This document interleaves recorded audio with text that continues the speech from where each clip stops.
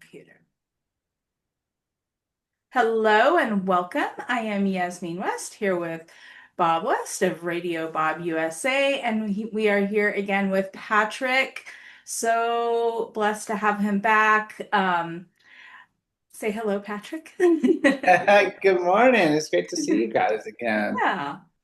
Um, Today, I mean we have I think we have a lot of things we want to dive deep into, but I just want to say that I finished reading Patrick's book, Flow. It was an amazing read and got me thinking and rethinking about my thoughts about purity, and how that relates to water, kind of reevaluating my relationship with water.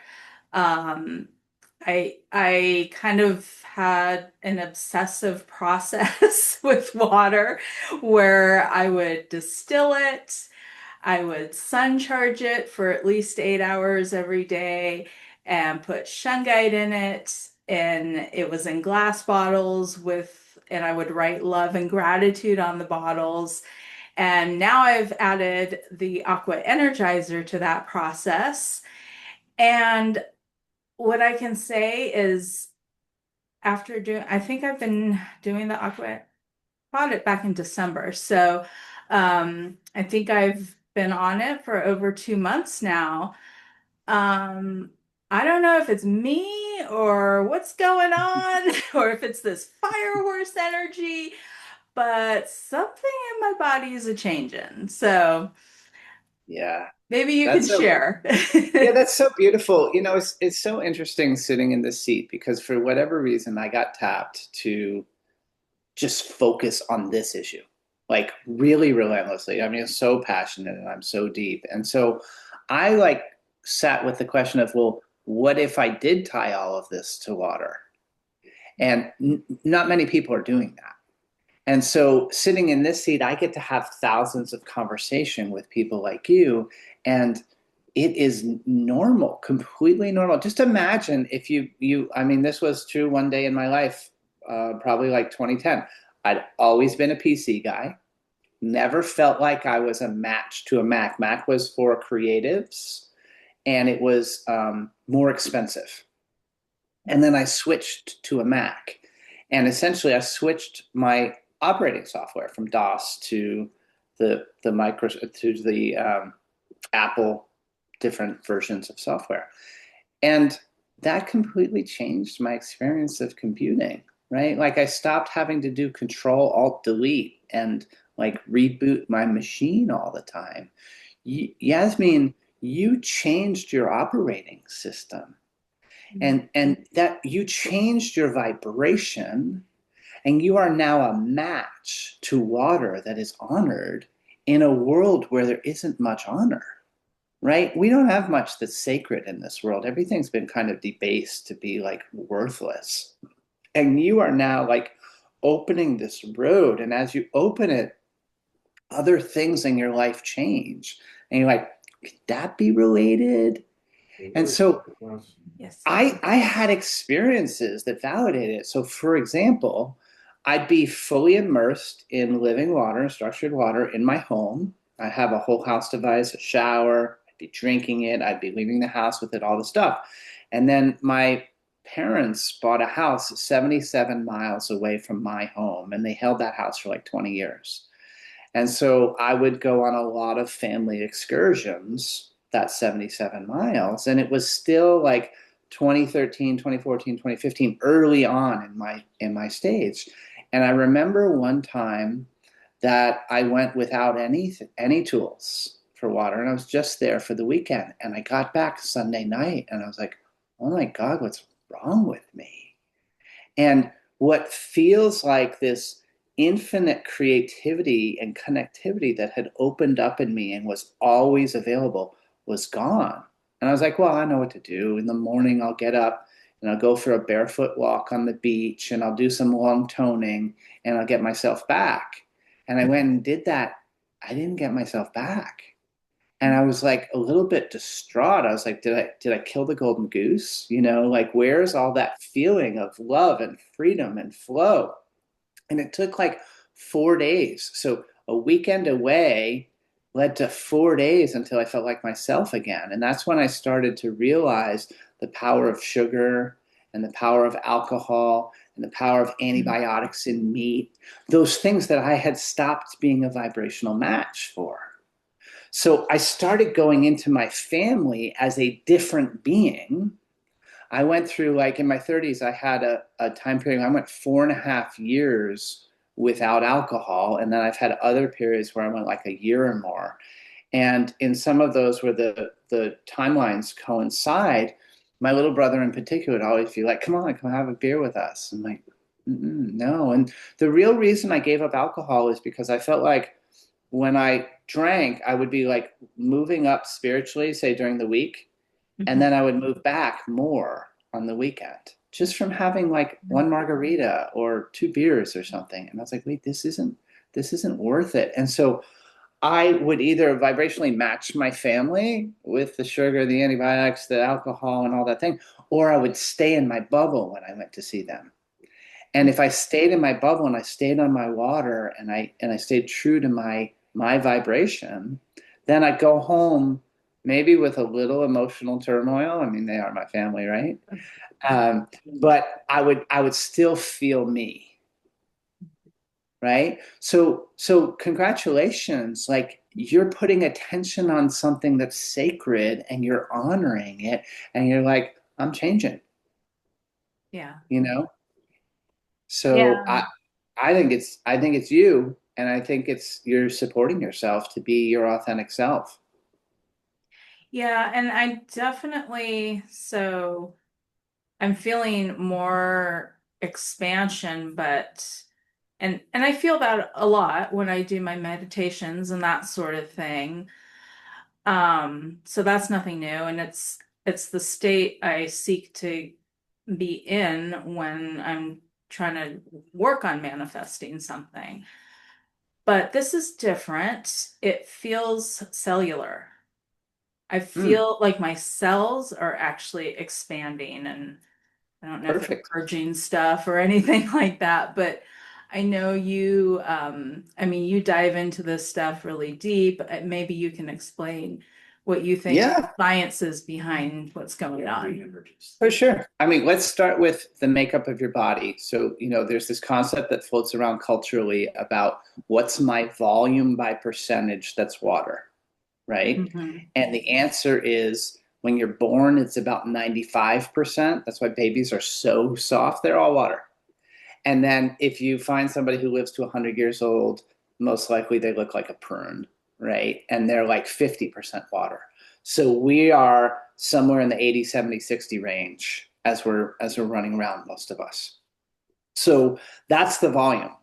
But if we go by count, because water molecules are so teeny tiny, 99% of your molecules are water molecules. So to me, that's my creator's way of saying, I'm making you out of water. Okay. Now, if I'm going to be made out of water, then there's going to be a lot of levels, a lot of dimensions of me. And you're asking a question at a very like physical level. Why do I feel more cellular energy? Why do I feel expansion in my physical being? Well, let's bring in the concept of extracellular hydration and intracellular hydration. So, extracellular hydration, most people can relate to pretty easily. So, for me, that would be like running the 5.6 mile race in my town and crossing the finish line. And my former wife hands me a 32-ounce Gatorade, and I chug it down, and I feel all this sloshing in my gut, Yeah. right? And then, Yeah. like, really quickly after that, I have to pee. Yep. That's extracellular hydration. I didn't hydrate anything by putting that Gatorade in my body. Right. Then there's intracellular hydration. And intracellular hydration is what happens with structured water. So the cellular walls have something in them called the aquaporin channel. And the aquaporin channel was studied about, or found about 25 years ago, Dr. Peter Agri. And they show that water moves through the cellular wall like a gush when there's charge.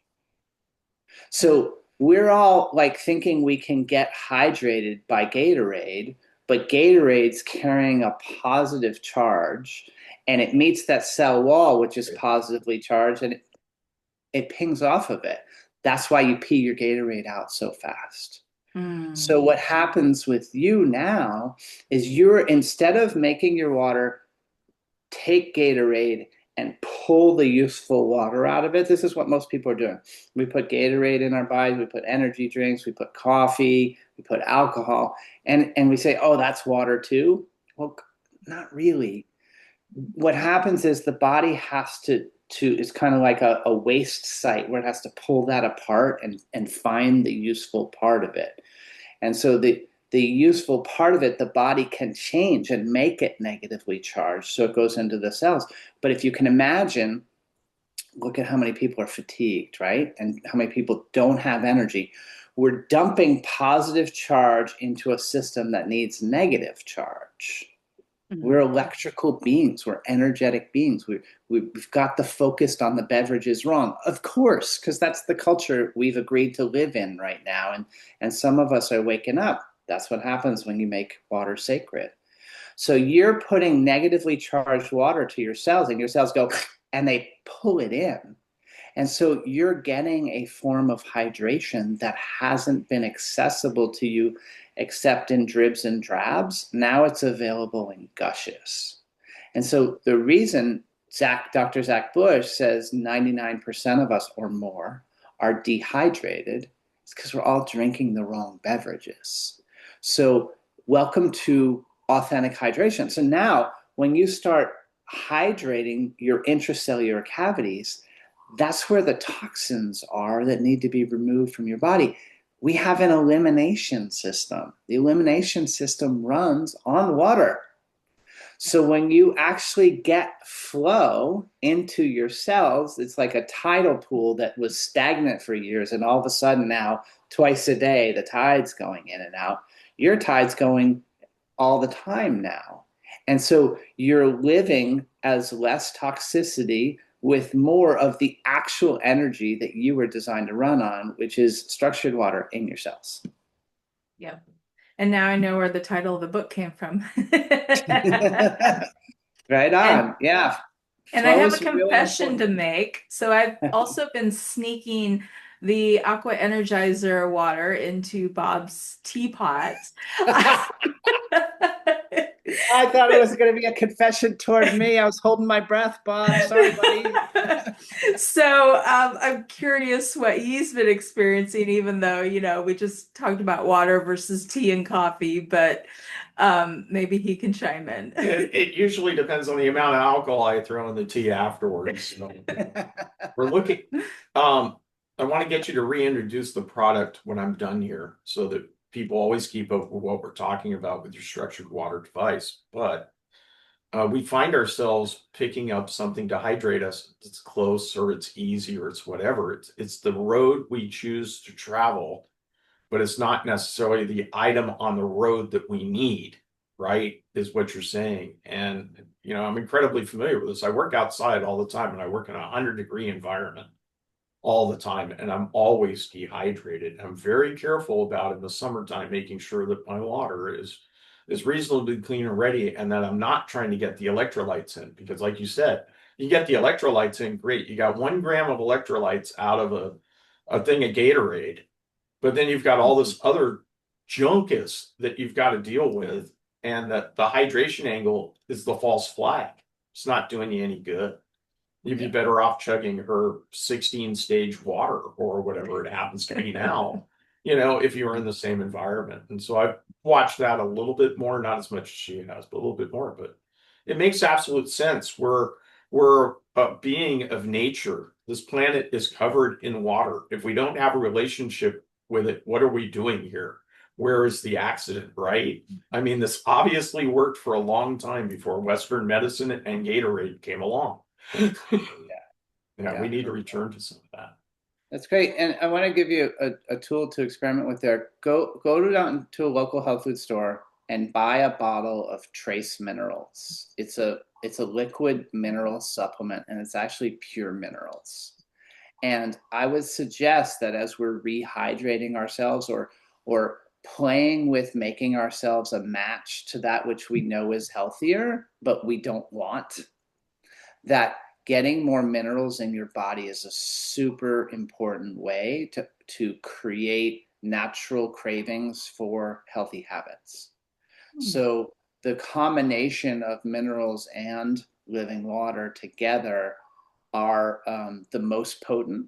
And I've been through stages. My earliest stage on this was with somebody who is in the health field who passed, but she had a made by my brother-in-law kind of product. It was a homeopathic for rehydrating. Oh, And when I started putting those drops into my water, it was like being at the end of a marathon in the desert. I was so parched. Like they activated an awareness in me of like how far I was away from hydration. And it took, I definitely remember more than 12 months, a year, but I think it was really 2 years to settle in, which is part of like why that product didn't commercialize and make it where it needed to go. But nevertheless, it touched something, which was the awareness of the thirst mechanism and the hydration mechanism. And if you're drinking alcohol and you're drinking tea and you're drinking coffee, and then sometimes when it's really hot, you're drinking the water, if you take that trace minerals and start squeezing it, I don't measure, I don't look at the dosage, I just squeeze. And generally with minerals, if you need them, they taste good. And if you don't need them, they taste horrible. I'll give you a really specific example. So I did the same kind of thing I'm advising you do with trace minerals, which is a little gentler and kinder, with just straight up salt. And I was using the Celtic salt that comes in that kind of blue and grayish kind of bag, yeah. or pink Himalayan salt. And what I would do is I would pinch and eat. And what I found was pinch number one, oh, wow, that's really good. Pinch number two, still good. Somewhere after pinch number two, between pinch number two and pinch number five, was this tastes awful. And what I learned was when I was down a quart, so to speak, when I needed to be topping up, the salt tasted good. And when I had enough, it tasted bad. So you could just get yourself a bag of pink Himalayan salt and use that as minerals. And when you start playing with that with the thirst mechanism, if you always have good water available and you start pinching minerals, you'll wake something up in yourself. And then you'll want it. Because once you know hydrated, dehydrated feels like shit. Like nobody wants to go there. It's just Yeah. awful. So the goal is to get you there so you know it, and then you'll stick with it. Yeah.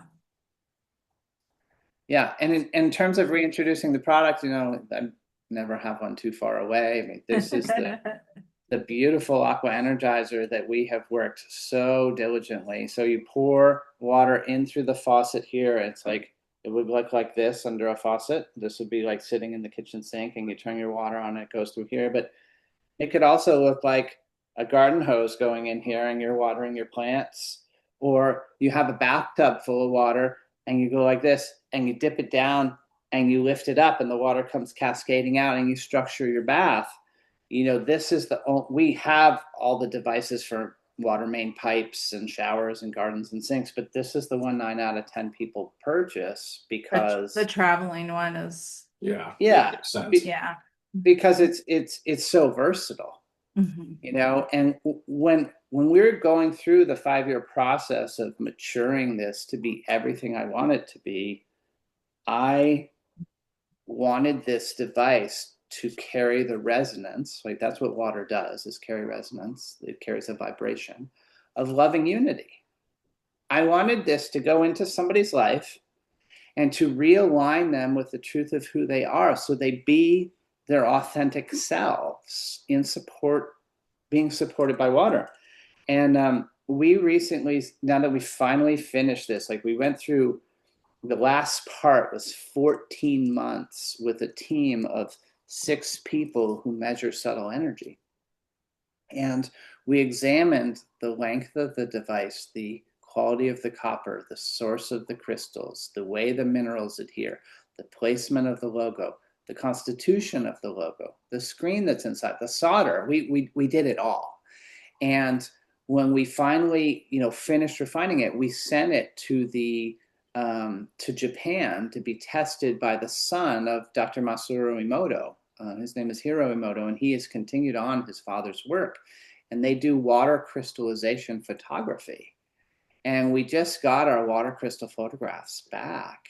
And Oh boy. Dr. Emoto tested a lot of words. Like Yasmin, Mhm. from doing love and gratitude, like exactly Yeah. what I'm talking about, right?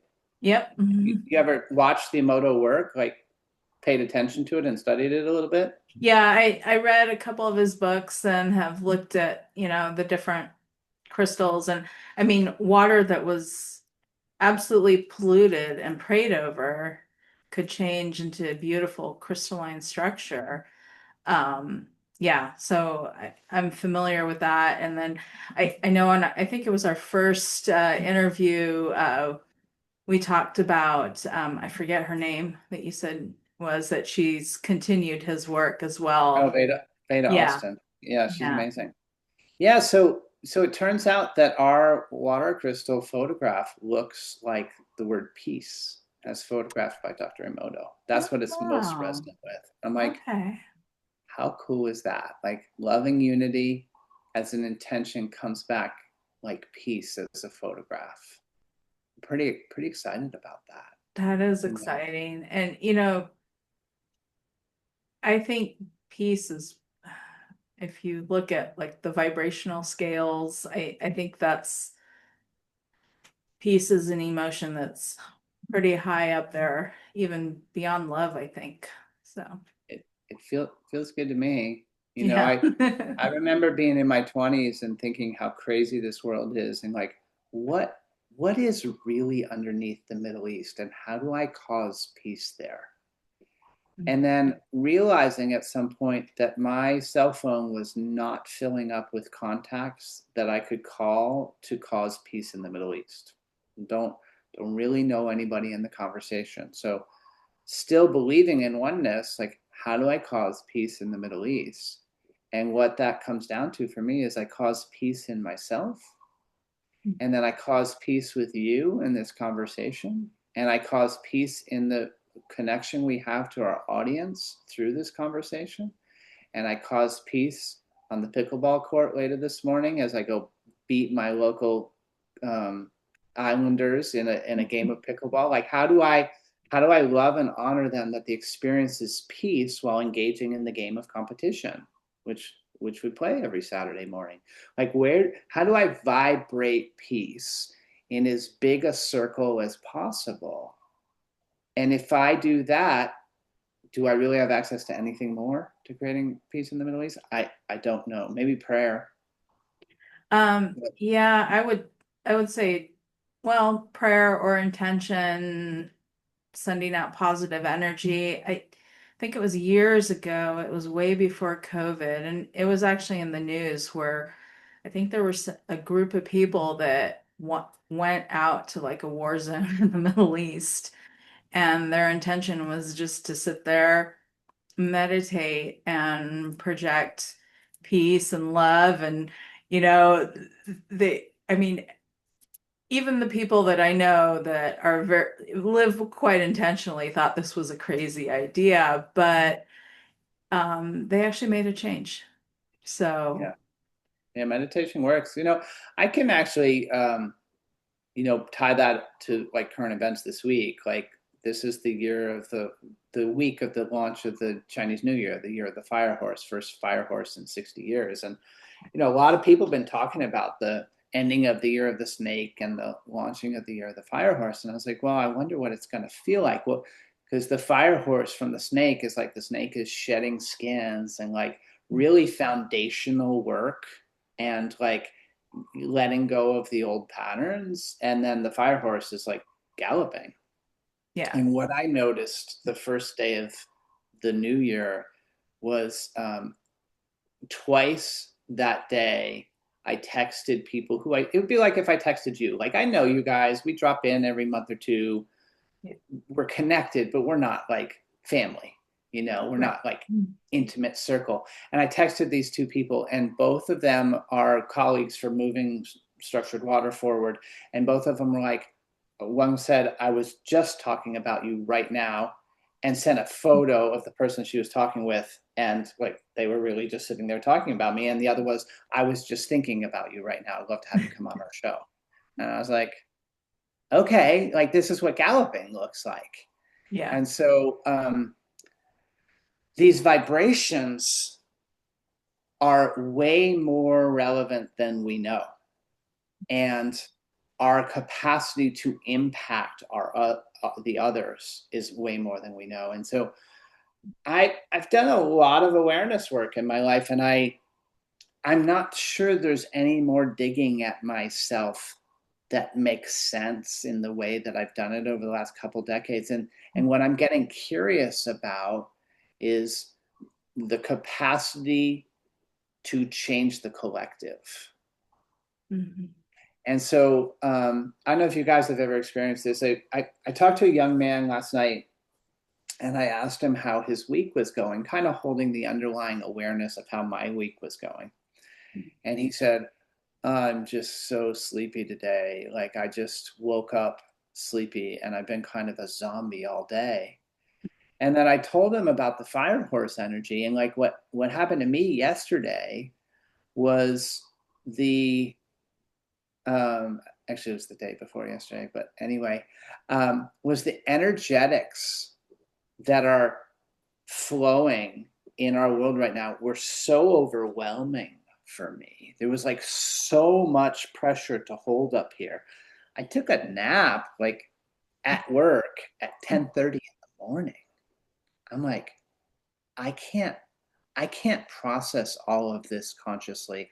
I need to knock out to process it. Like I need to unplug from the system. And so when I explained that to him, I was like, if you're just noticing that you're different this week and that you're aware of it, like that's enough. That's wonderful. Right. And you're doing great. There's a lot going on. If you could just stay upright and receive the energetics that have come to our planet this week, you did good. Yeah. Yeah. Yeah, and it's a nice confirmation for me to hear that. Because I too, I was like, what the heck is wrong with me? I am way too tired, And I've actually been doing better with my diet, not worse. So what's going on here? I totally get it. I learned about this in like 2013 and 14 when this business started to really launch. And I had adrenal fatigue. I was exhausted. And what I learned was if I would surrender to the energetics of what was going on around me, which basically meant take a nap, usually about 2 o'clock every day. And it was so funny because I would turn my phone off to take my nap, and then I would turn my phone back on. And, the first thing I want to see is, who newly communicated with the business in the last hour. And what I would find when I turned my phone back on is that while I was sleeping, a whole house device was sold. And so during the day, like little devices would sell, but if I would sleep, a whole house device would sell. And it happened Wow. so many times that I got the best force I could ever have on the sales force at the wellness enterprise is God, is creator. And if I will surrender to the flow and allow it instead of willing myself to call more people and produce more videos and more content and so on and so forth, then God will be on the team and will be the number one salesperson. So I'm like all about that. So I've learned now that pressing doesn't create more sales. Vibrational alignment creates more sales. So if I stay focused on creating peace and love in myself and radiating that, and so sometimes I'll be like particularly fired up to be in communication with a lot of people today. Yeah. Be like, all right, I'm going to call. And then I open up the email inbox that we use to manage the company and look at like where communication is needed.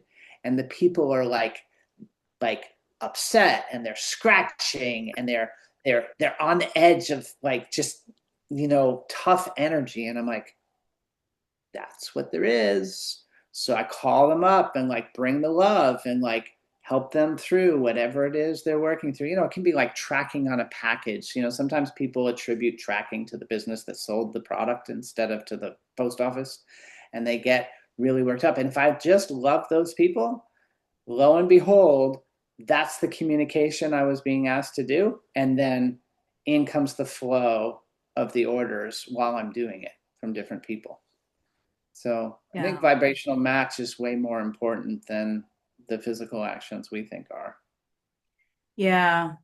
Yeah, we learned that when we had a device placed in our backyard, which is I know you're probably familiar with the technology, Cloudbusters. Uh, Sure. we started working with that to bring balance between the earth and the sky, which would thereby bring rain or get rid of too much rain, and to bring balance between the earth and the sky. And um, we started doing this during the fires. This was back in 2000, 2021, I think.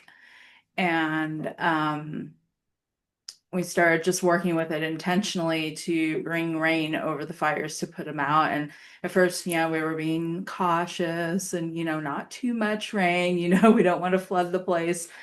But Which we did. Eventually because fires were being started by some very disturbed individuals all over the state. And so it just eventually we just got record-breaking rains up in Northern California, and it just squelched all the fires. And then the following year we were still in a really bad drought, and we worked on that. And I know I listened to the podcast, and I know a lot of people were doing this type of work, so it wasn't just us, but we were all collectively putting that intention out there, and we filled up our reservoirs. And that was so amazing. It was kind of weird because we would have visitors that would come to the backyard and they'd see this cloud busting device and they go, "What the heck is that?" And we'd tell them, "Oh, it's an art piece," you know. And we kind of laugh a little bit, but we wouldn't tell them that at first. We'd tell them, "Oh, this is a weather modification device, Cloudbuster," and they'd look at us like the cat, kind of deaf with the ears tilted over, wondering what the heck we were talking about. And so then we tell them, "Oh, it's an art object." They kind of laugh, and then I go back and go, "Actually, it's not. It is a Cloudbuster." And they go, "Are you out of your mind?" And so I said I would learn this kind of spiel about where we live. So we live along what's called the I-80 corridor in California, and almost every mineral mine involved with silver, copper, gold, um, they're all along the I-80 corridor. And the storm track is traditionally up the I-80 corridor. And when you look at the path over the mountains, it's the I-80 corridor. Why are all these things the same? Because the water has been progressively coming over that and grinding down this path over the mountains for thousands of years. Why do the storms come here? Because you have all these mineral deposits, and the electrical, how do I put this? The electrical consistency within the storms wants to gravitate towards these minerals and towards these material deposits. And so people go, "So what's Cloudbuster do?" Well, it's like having that mine being exposed to the atmosphere. So you're grabbing the charge, you're actually manipulating the charge. And at that point, their head goes straight up again and goes, "Huh." They still don't get it, but it's okay because they realize you're actually not crazy. There's scientific basis for all of this. There's a reason why storms track a certain way. There's a reason why land looks curved on one side because the hurricanes hit there, right? So you start to put all this together at your water device, the fact that plants covered in water, right? That we are beings that start out heavily in water. We dry up like dry prunes. You're absolutely right. And it could be that your piece to the Middle East isn't a spiritual thing at all. It could be a dehydration issue. Oh. And you could talk about maybe I get a guy in Europe, and I get a guy in Africa, and I get a guy on Hawaii, and I get a guy in California, and I ask you guys to do some, once a year samples of your water intake kind of thing, and look at how the guy in Tehran's doing. And maybe we find out that if you live in the Arab communities in that particular environment, you're 20% less than everybody else, and that may have something to do with it. I don't know, right? But it's possible. Well, what I can tell you in the present moment, Bob, is you're saying those words activated a sensation that I can best describe as a subtle energetic flow in this physical body in this room 3,000 miles away from you. So I don't know what all is truth and not truth about the way this plane operates, but I've been attuned now to notice things like that. Yeah. And so I just say very interesting, Yeah. and Yeah. part of what creates an opening in me for that type of thing, I'll share two experiences with you. The first is 2016. I traveled to Colombia and I went hiking with two friends and a shaman. And the shaman, once we got to the place, said, "Okay, you three sit here, and then you one come over with me." And he got his tobacco out and he did his thing. And then we were sitting, the individual, when it was one on one with the shaman, was sitting on a view that was straight down, and the entire vista was filled with clouds.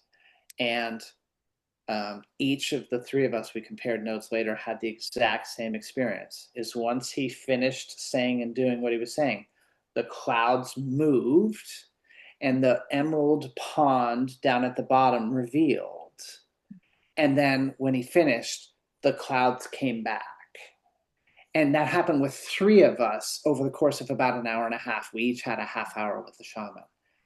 And I'm like, okay, dude moves clouds. Like, that was pretty unmistakable, Mm-hmm.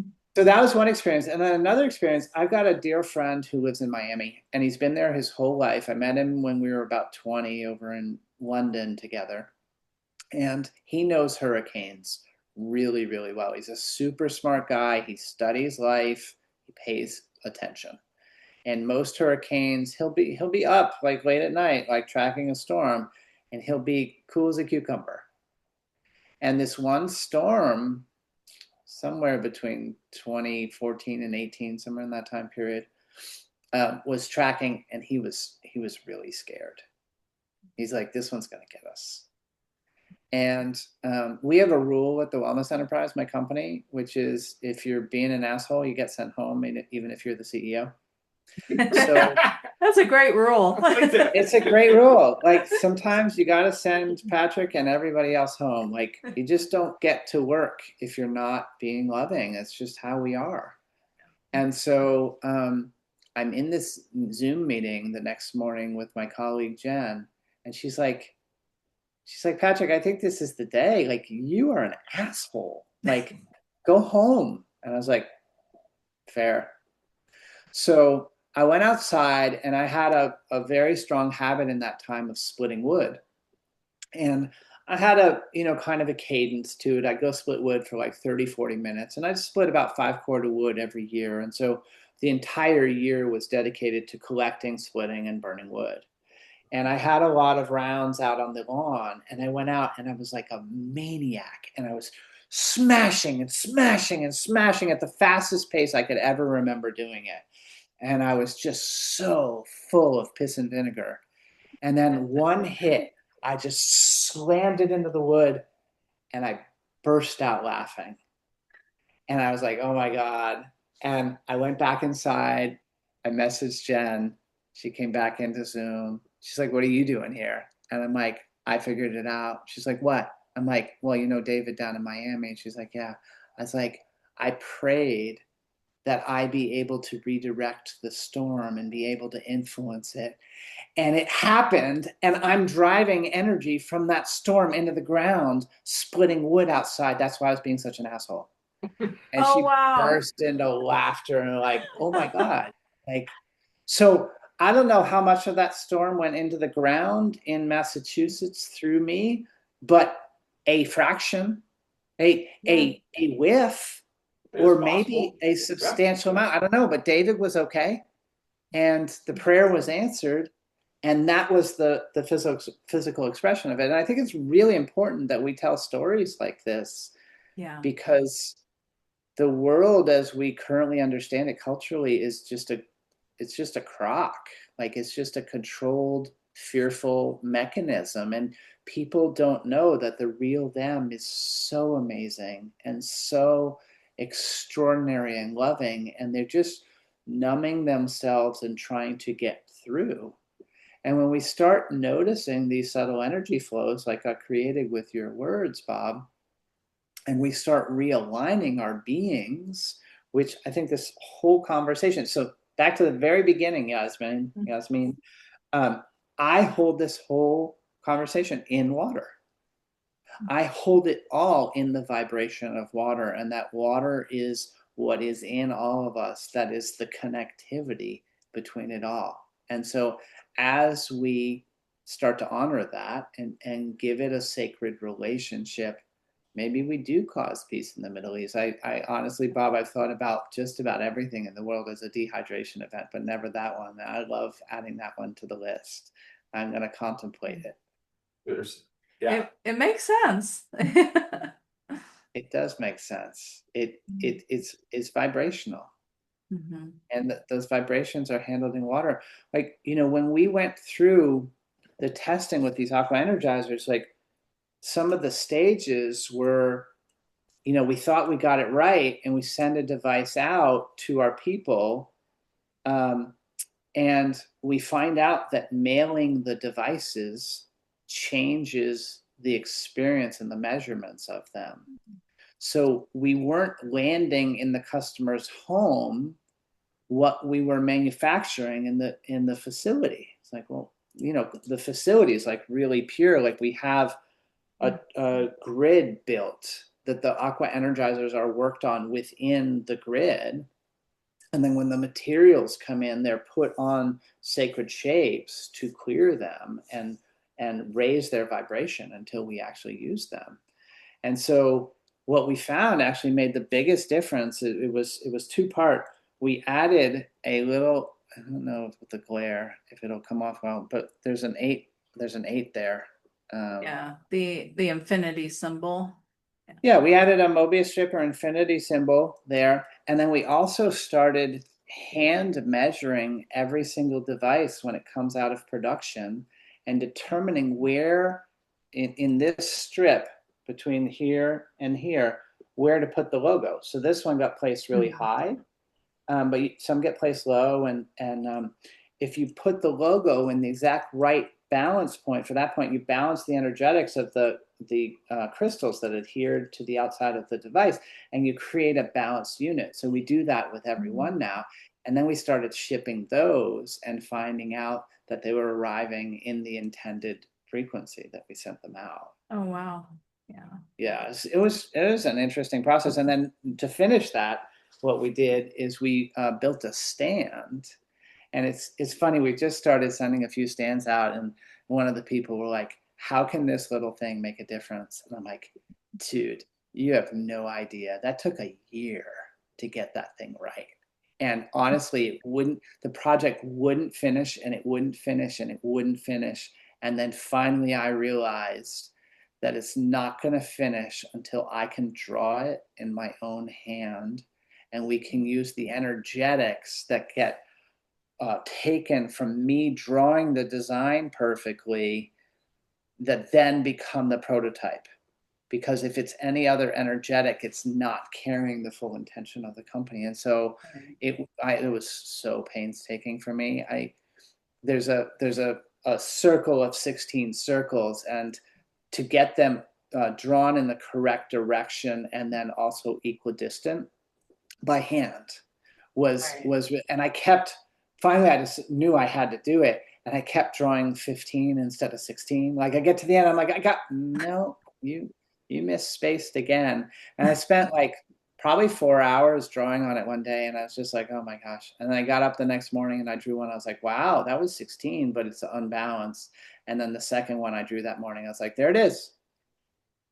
Yeah, side note, because you just triggered something in my mind. We went down to a show last January called the Grand National Roadster Show in Sonoma, California, which is this huge event where the race car drivers and people with really cool classic cars compete for $20,000 trophies, kind of thing. And one of the things they do there is they hold a pinstriping competition. Have you ever seen anybody pinstripe a car? I haven't. See, neither had I, right? Yeah. I knew it could be done, but I'd never seen it, and I've been a painter all my life. So I knew a million ways to paint things, right? And what to use and what times and what size brushes and all, whether I used it or not, I knew about it. But I went down to this pinstriping or pinstriping competition because we were going to talk to one of the models that were holding up the items that were being pinstriped, and those were like skateboards and toilet seats and all sorts of other stuff for car guys to buy, right, as prizes and trophies.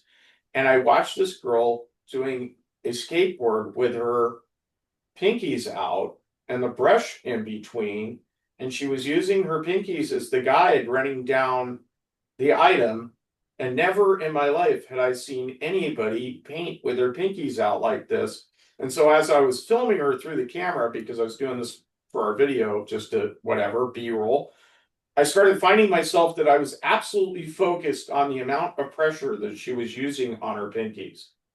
And so then the next time I was out painting at my job, which is industrial painting, nobody cares if the line's straight or not. Here I am, I'm resting my arm and I'm kind of moving along and I'm going, and for the first time in 50 years, I painted a straight line. And I went, this is easy. What have I been doing wrong? And the one thing I realized that I'd done wrong was I was taught by somebody, so I knew it. So I didn't need to be taught by anybody else. So I didn't need any other techniques because nobody ever demanded it from me. So I never bothered to learn it. But then once I was exposed to it, I went, man, that would have been nice to know about 50 years ago. So yeah, for sure. Yeah, if you ever get a chance, just for the yuck of it, just out of pure joy, go on YouTube and watch a couple of these pinstriping videos and watch the way these people move those brushes around and use their hands as the gauges to make the moves on the devices. It's really kind of cool. And I learned a lot from it about balance, pressure, patience, direction for the finite work. Not that I'll ever use it. Right? Because I'm an industrial painter. All I care is blue, you know? Yeah. Yeah. Well, there's always deeper levels of things, right? Right. And right. That's exactly what it was. It was this physical connection that they use to get this in there, and it's what makes the beauty of the art, and it's how they're Yeah, that was amazing to watch. It was like Chinese calligraphy kind of stuff, or you know, the drawing of each symbol. It was that intense, and I was just like, this is really cool. But I think we can take the mundane in this life and make it sacred. Like whatever it is that somebody's focusing on, even just turning a wall blue, right? Like without straight lines. It can be a sacred practice, or it can be something we take for granted and are unaware as we're doing it. And the difference is everything to me. The difference is life feeling right, and us really feeling a deep alignment with our natural selves, and us feeling anxiousness and discomfort and frustration and the different things. You know, who knows, like if you ever judged yourself in those 50 years for not being able to draw a straight line, you know, to paint rather a straight line. That actually did come up. He saved a note that was written to, or your father wrote the note back to the teacher. Note back to the teacher. Yeah. It was one of those Apple things when you're like 4 or 5 or 6 years old and they give you the crayons, and I couldn't stand the lines. And so the teacher wrote, oh, Robert will be, you know, okay once he learns to stay within the lines. And my dad wrote the note back. He goes, I don't want a kid that's going to stay in the lines. Yeah. Oh, dad. And at the time, my dad was, he was right. And unfortunately for him, he got one.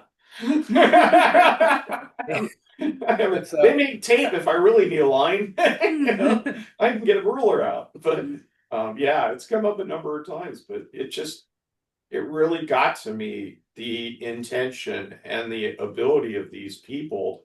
And when we talk about doing things like we do it for the radio station once in a while, we look back and we go, I'm not getting there. And I'll get up from my desk just like you, and I'll go out in the garage and I won't split wood, but I'll tear apart my garage for something, and then I'll be standing there going, huh, okay, that cathartic experience is over.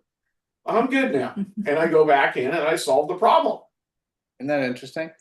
I one of my most interesting memories of my dad in this lifetime is he showed up at a new house that I had moved into, and he's like, "Where's the garage?" And I was like, "What?" He's like, "I want to see the garage." I was like, "Why do you want to see the garage?" He's like, "Walk and talk with me. I'll tell you." And we go out to the garage. He's like, "Hmm, now I know where you're at." I was like, "What do you mean?" He's like, "Your whole life you've loved sweeping the garage floor, and I can tell where you're at in your life by how clean your garage floor is." Yeah. Like, holy Oh. crap, Dad! I didn't know you noticed. You know? They notice. Yeah, Yeah. yeah. No, they truly notice. Yeah. Yeah. So, I I think we're do we want to wrap up and just give you Introduce himself and where. let you Yeah. reintroduce yourself and let people know where they can get a hold of you and what Sure, other things you've got currently going on.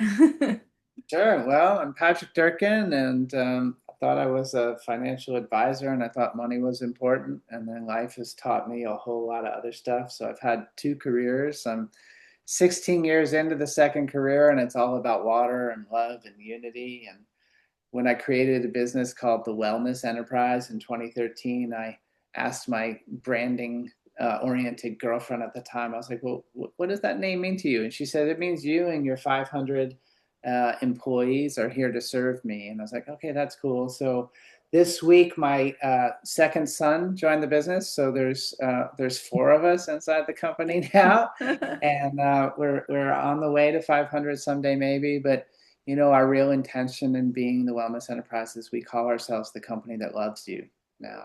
And we want to make doing commerce sacred, and we want to educate people about living water and invite them to have a relationship with their authentic self so they are unafraid to express themselves. And we think the path to doing that is by learning the energy of water is more important than the purity of water. So we are a real family owned business that answers the phone and replies to emails and loves people. And if you're inspired to learn about water and you think there's a next level for you, we have aqua energizers, structured water devices, and we also have these magical toroidal field generators that create harmonized spaces in homes. And we would just be delighted to share with you what we do and see if it inspires you to be a better version of yourself.